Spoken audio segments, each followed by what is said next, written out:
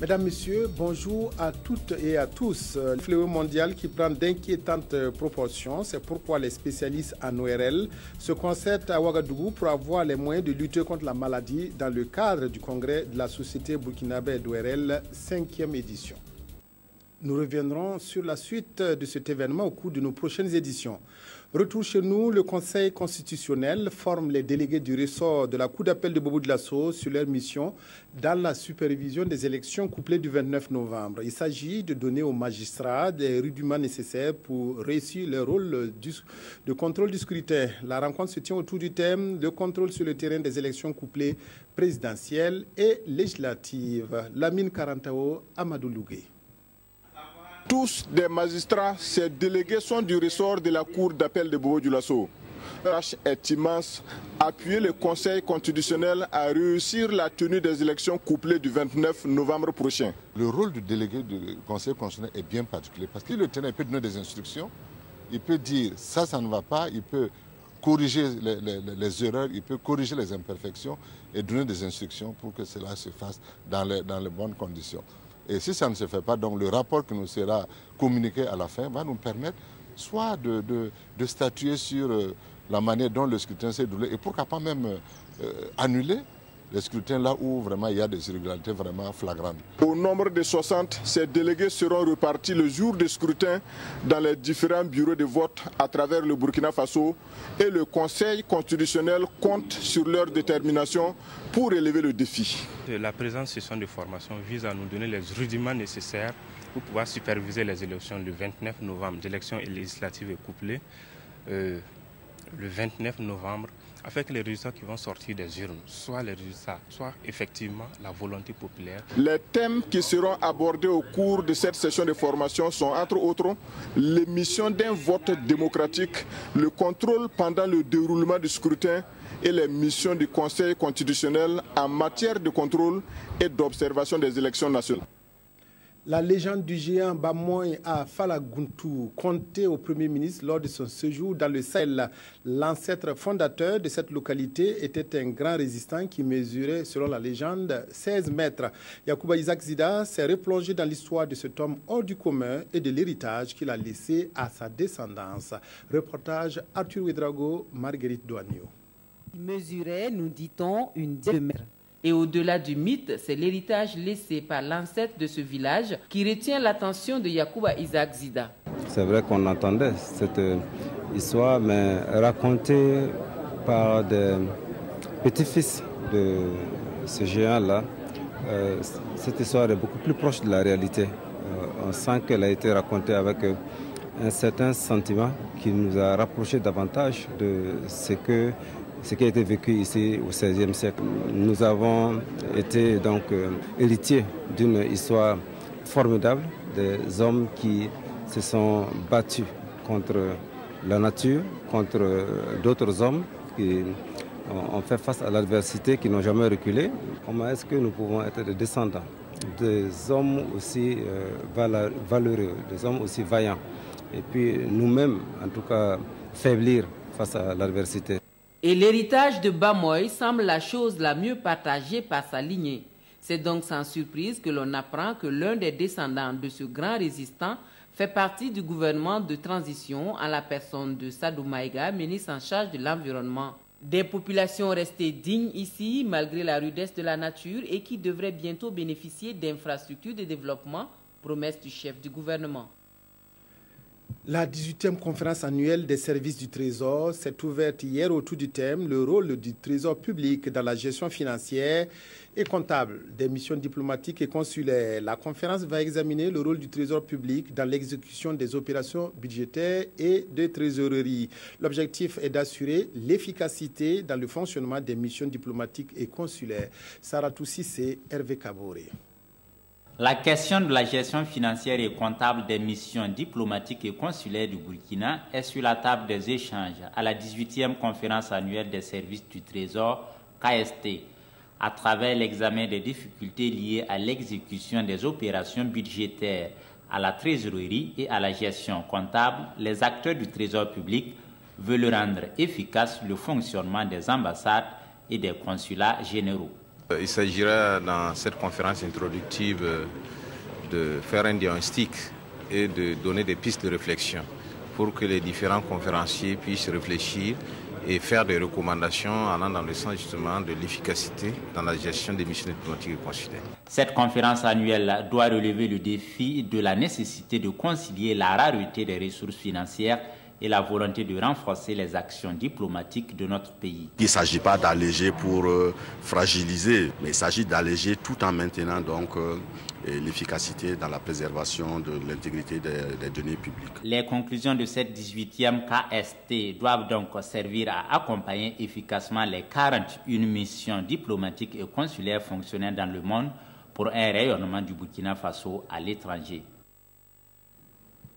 Le 5e congrès de la Société burkinabé d'ORL se tient à Ouagadougou. Les préoccupations des spécialistes de l'ORL seront abordées au cours de 72 heures. Les participants vont également se pencher sur les maladies de la gorge, le cancer et la surdité. La surdité, fléau mondial, a une journée mondiale qui lui est dédiée. Roger Kam, Bouma, Ernest Nebié. La Société burkinabé d'ORL tient son 5e congrès à Ouagadougou. Un rendez-vous scientifique qui permettra 3 jours durant à d'éminents professeurs et médecins venus du Burkina et d'ailleurs d'échanger et de partager des expériences dans le domaine de l'ORL et la chirurgie maxillofaciale. Ils vont aussi se pencher sur les maladies de la gorge. Il y aura également les maladies maxillofaciales, c'est-à-dire les maladies qui concernent la face, les muscles et les os de la face et du cou. Et nous allons également réfléchir sur l'allergie en ORL et sur la surdité qui est un fléau mondial. Ce 5e congrès de la Société burkinabé d'ORL qui se tient conjointement avec la Journée mondiale de la surdité est également une occasion pour les chercheurs dans le domaine de l'ORL de valoriser et de rendre publics les résultats de leurs travaux. Le ministre de la Santé dit attendre avec beaucoup d'attention du Congrès des recommandations pertinentes pour l'amélioration de la qualité des soins dans le domaine de l'ORL au Burkina. Des acteurs œuvrant pour la promotion de la femme et du genre sont en atelier pour valider 2 documents. Ces documents entrent dans la mise en œuvre de la politique nationale genre adoptée en 2009. Il s'agit pour les participants de faire le bilan de la mise en œuvre du premier plan d'action opérationnel pour la période 2011-2013. Issa Kafando, Mounira Kéré. 2 documents seront validés au cours de cette session. Il s'agit du rapport provisoire d'évaluation du plan d'action opérationnel 2011-2013 et celui de 2016-2018. Des documents qui sont déjà considérés comme des référentiels pour les acteurs intervenant en faveur de l'égalité entre hommes et femmes. La mise en place dans les départements ministériels de cellules genre et l'existence également de plans d'action donc pour la promotion du genre au niveau des départements ministériels et institutions. Nous avons également l'instauration d'un cadre de concertation de tous les acteurs. Donc tous ces éléments sont des acquis donc, au titre donc, de ce plan d'action 2011-2013. La mise en œuvre des plans d'action opérationnels se fait avec l'ensemble des acteurs du développement national et avec le concours des partenaires techniques et financiers. La problématique, il y a de cela quelques années, n'était pas suffisamment bien compris par les populations déjà. Donc ce travail d'information pour plus d'égalité, d'équité entre les hommes et les femmes est une réalité. Toutes les actions, disons, qui sont engagées aujourd'hui permettront à terme de contribuer à la vision même de cette politique nationale genre. Ces acteurs œuvrant pour la promotion de la femme et du genre sont invités à faire des propositions à même de permettre au Burkina de disposer d'un rapport fiable pour une mise en œuvre plus efficace de la politique nationale genre.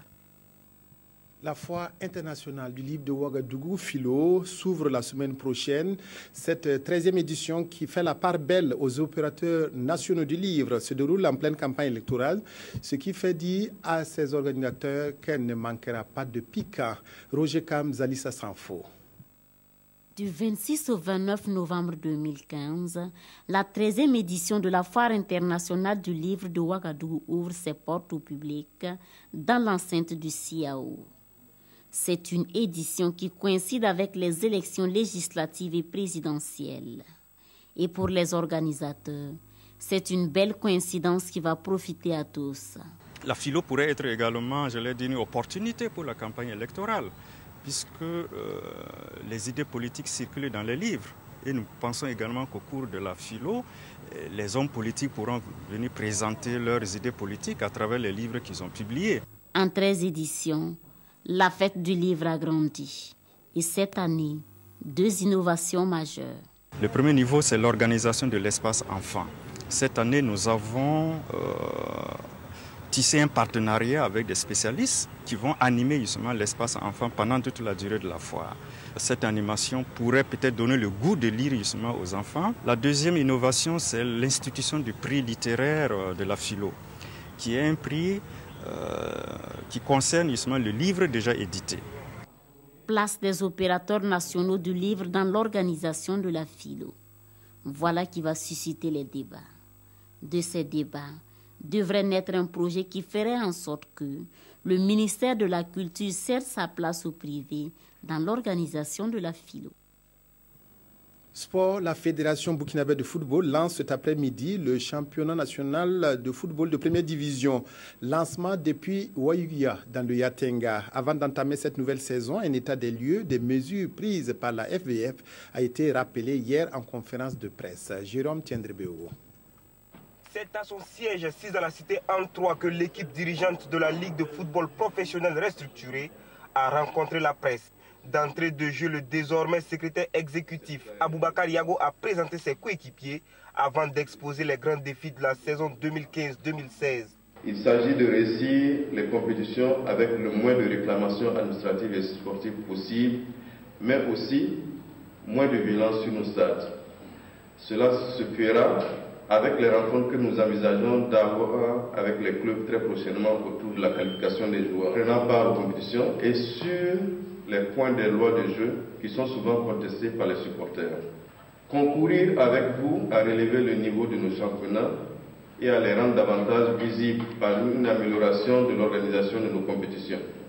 C'est pourquoi cette saison, nous voulons qu'il y ait moins de matchs de D1 les dimanches, afin que certains d'entre vous puissent également couvrir les matchs de D2. Instaurer des conférences d'avant-match, au moins pour le match phare de la journée. Essayer de labelliser nos compétitions par un logo sur les maillots des joueurs et arbitres, par l'appui à la recherche de partenaires pour la FPF. La Ligue de football professionnel peut déjà chausser les crampons pour le coup d'envoi du marathon D1 2015-2016 cet après-midi au stade municipal de Waïgouya, avec la confrontation entre les unionistes du Yatenga promus et les Tigres de Diaradougou, champions en titre. Avant de nous séparer, la revue de presse du dernier jour de la semaine pour les quotidiens. Aujourd'hui, il s'intéresse à plusieurs sujets, comme la situation bloquée à la SN Sosiko. Sibidi Issa Lankwande. La crise à la SN Sosiko n'en finit pas de faire parler d'elle. L'observateur Palga annonce que la direction générale a décrété un chômage technique. Alors qu'une partie des protagonistes attendent la poursuite du dialogue, la situation connaît une autre tournure avec l'annonce d'un chômage technique qui entre en vigueur à compter de ce 20 novembre. Une décision qui passe mal, selon l'Obs, au point que les travailleurs projettent une marche contre la mesure le 24 novembre prochain. Les élections du 29 novembre continuent de faire courir les candidats pendant que la transition, elle, s'achemine vers son terme. Le quotidien consacre son édito à la neutralité observée par l'administration vis-à-vis de la campagne. Une neutralité de l'État vue par le journal comme un gage de crédibilité. Le gouvernement de la transition a mis en garde l'administration publique contre l'utilisation des moyens de l'État pour battre campagne et le président du Faso lui-même a tenu à le rappeler au gouverneur et au haut-commissaire. Par le passé, note le quotidien, en pareille période, l'administration était paralysée et les responsables devaient faire des acrobaties pour débloquer des fonds aux fins de soutenir le candidat président. Mais l'insurrection est passée par là et la donne a fondamentalement changé. Reste à espérer, poursuit le journal, que cette vieille et malsaine habitude disparaisse définitivement de nos mœurs. Quoi qu'il en soit, c'est à une exceptionnelle campagne que nous assistons car le risque d'utilisation des moyens de l'État se sont considérablement réduits. C'est le pays qui gagne en pureté et c'est la démocratie qui gagnera.